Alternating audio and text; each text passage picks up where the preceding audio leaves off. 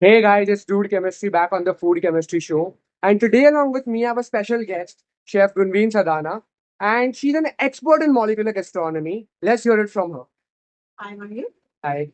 So, guys, thank you for welcoming me here in Yes, this sure. show. Sure, Chef. I can't see me as an expert, but I'm still on a Okay. learning path. Oh, I would love to tell what I know, and I'll share my experience with you. so, Chef, I know that you have a lot of interest in the science behind the food. And when you cook food, you look for the science behind it. Yes. Is that your passion or what exactly is it? I started with cooking only. That Okay. was my passion. Okay. But just to understand more about the cuisine and the changes happening in the food industry, I went into chemistry, the food science behind it, why, and started asking questions how and why we're doing this and how it is working. That brings me into chemistry, and then I went into from food Okay, to and chemistry. into food science. That's great to know. And on the previous episode, we had Mr. Devesh come on the show, Yeah. and he spoke about this one very interesting technique. While he was speaking about cocktails, he mentioned a technique called the sous vide technique. Yeah. And he also mentioned that it is a technique that is used mostly in cooking. Who better to ask about something about cooking rather than you? I would like to ask that what exactly is a sous vide machine and how does this technique help in cooking? Like we have normal method where we can just heat up food and get it served. But how does this sous vide give like an edge, if I were to put it that way? Sous is just a fancy word for a Okay. slow cooking that we do Okay. and a moderate temperature.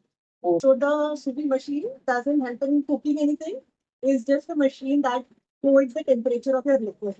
So it Okay. maintains the temperature of a liquid, either a water or a cooking bath or a stock that you're cooking in. That just Correct. moderate the temperature. So if want to cook my food in 60 degrees, it stays 60 degrees for my 3 hours, 4 hours, 5 hours, then it stabilizes the temperature with the water bath or whatever liquid I'm using. Sure. That is it. Does this give like an edge in cooking some food materials? Are there any specific food materials that are like more suited to be cooked in the sous vide machine only? Yes, we can cook anything in chili machine right now. Okay. From meat to vegetables to eggs, we can cook anything in chili. So it's really more about vacuuming food into a packet and then water bath it for a particular different temperatures for a longer period. So slow cooking. Your juiciness, your temperatures, your texture of the food stabilizes.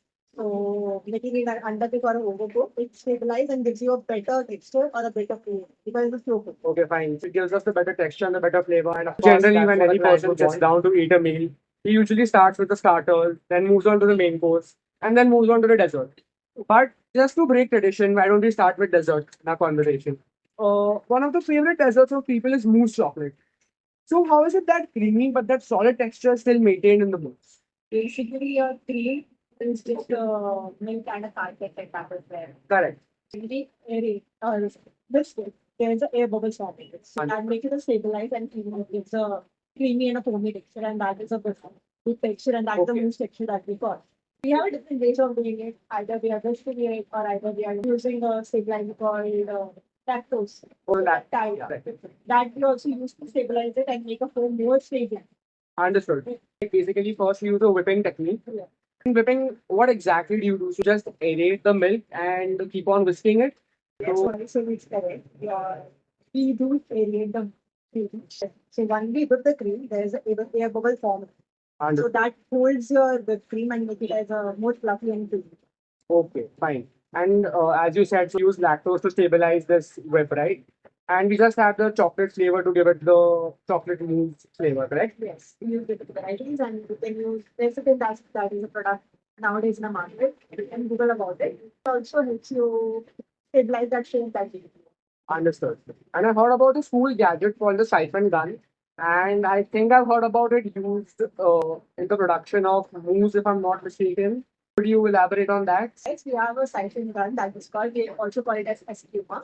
Okay. So in that particularly we can put any liquid and make it into any foam or a cream or a stabilized foamy texture that you call it. Okay. So that happens because of the nitrogen gases that we use. So we infuse the nitrogen gases in it that makes it aerated, and then when we foam it, then using the siphon it gives you a foam mousse texture.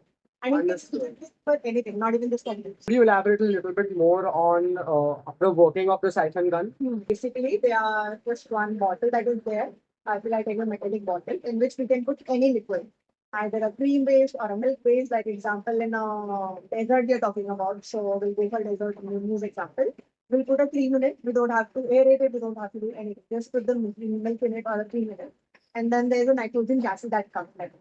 So there's one handle that holds that gases and we have to just squeeze it and reduce that nitrogen gas into that. Once that is done, it takes almost 5 to 10 minutes to introduce that nitrogen gas into it. It might need, depends on the quantity that we're using, might need 1 gas or a 2 gas bottles that we are required. And then once it is done, we need to give it rest for 10 minutes. And then there's a pipe that brings that food out. So now moving on to something that's very trending in desserts right now. I've seen this sphere-like substance that has a jelly coating and inside it's filled with liquid. How do you do that? So do you create a solid casing around the liquid or is it vice versa? And what exactly is that thing? The thing we are talking about, we call it as a sterification. Specific. So that gives us a sphere. Mostly there's a two chemicals that we use, food, of course, food grade. One is calcium lactate and one is sodium nitrate. Okay. Any liquid that you want to use or any semi-thick consistency products that you want to make into a spheres or a bursting bubbles that we call it. We use a bubble bath for the sodium nitrate and another bath of a calcium lactate. We dissolve all those liquid into it one by one as per the ratio and the quantity that is mentioned. And that gives you a surface that coats and inside it's a jelly or a bubble that has a layer outside but it's liquid inside. So just to check if I've got it correct, basically you have a sodium alginate or a calcium lactate bath, and inside that you put fruit juices or anything that you want inside that jelly ball, and you leave it for a while, and after a while the jelly ball will be formed. Like how exactly does that jelly ball form? So do you just leave the fruit juice or something inside the jelly? The whole process how it works. If you have a juice, let's take a fruit juice or real fruit juice that you use. Correct. How much real fruit juice will you take? And then you freeze it into a mold or a silicon mold. Oh. Then that mold that has been frozen, you put it in the first algae bath. Oh, fine. So you that- freeze it first. Yes, first we freeze it, then that ball that we have frozen, it will go into a sodium nitrate bath. Understood. There's a particular ratio that we use for a water and that. So once that is there, we'll hold it for 5 minutes. We put that casing. Get that casing out So there. then it coats it. That coats it, and then we move it to calcium bath. That stabilizes it, and then we remove it and put it into a water bath where all the chemicals goes out from the product and you can eat it or that becomes edible. So that's like the mystery behind. We just put it in our mouth and it pops in our mouth and we can feel that liquid inside. That's really fascinating to know. You can try also in your house. There's a product called Sosa. So Sosa has a brand where you can find a lot of products like sodium alginate, calcium lactate, lecithins, and some gum. You can use and you can be creativity using all these products. That's really great to know, and I'll surely try this out. We were talking about jelly balls. That brings me to the next subject, which is jelly, which is a very beloved item among kids also. I had a question that how do you give jelly that smooth texture? For making jelly, we use a particular thing called gelatin. If you know about it, Correct. it's more of like made out of collagens of the Correct. animal product after which skin and And also, I've heard that agar, which is a compound extracted from seaweed, that is also used to make the jelly. yes, that is a vegetarian version you can say. All the protein that is available in our collagen tissue, either it's from animal bones or from a seaweed, or there is also one thing called from a fruit and vegetables that is called pectin. All these three works for to prepare a jelly.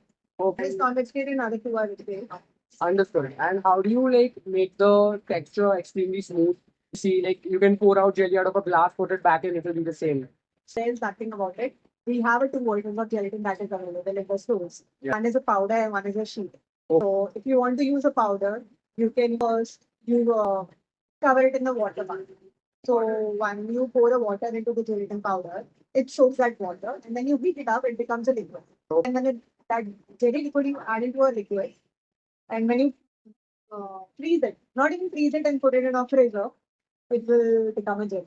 Understood. And We that do- will we be do- smooth. Yeah, that will be smooth. We do nothing. Okay, I'll do nothing. Nothing. Just use a powder or a gelatin sheet that is fine. Oh, and that brings me to the next question, or I feel it's a dilemma.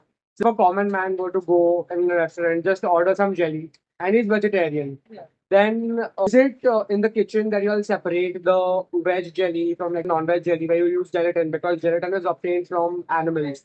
So the person who is eating doesn't need to specifically mention that I'm a vegetarian, so that is why then we give him the jelly that is made from pectin or agar-agar. As for in our restaurants, we have a FSSAI license that we have to maintain. And for that, we always mention that it has used gelatin or it has not used gelatin. On the menu is mentioned. It is mentioned. So there will be a non-veg or a vegetarian sign logo will be used to make sure that person don't eat non-vegetarian is a pure vegetarian. Also, whenever the vegetarian sign is mentioned, then Either you try agar-agar or a pectin. agar-agar or pectin. Non-vegetarian, of course, gelatin because gelatin has a way smoother texture than agar-agar or a pectin. Right. And also, there has been this new coming in the market of making gelatin itself. But so I have studied a lot of biotechnology. So in biotechnology, there's plant-based meat as well, and also using that coding proteins, we've got the protein sequence to come and getting the gelatin which is man-made, and there's zero harm to animals in that. Is there any buzz about that in the food market right now? Is it in use or something, or that's still in preliminary stages? So it is still on the very first stages, I would say, because it is still into the market. It's just coming into the market, and Understood. people are innovating with it, trying out with it. Right. But as per usage, only these things are in the market right now. Understood. So chefs are more confident using these three than any new, but we Yeah. are doing innovating with it, and especially Correct. in the hotel industry, we are just confident with these three right now. Well, this was just a dessert and this was part 1. Stay tuned for the main course in part 2.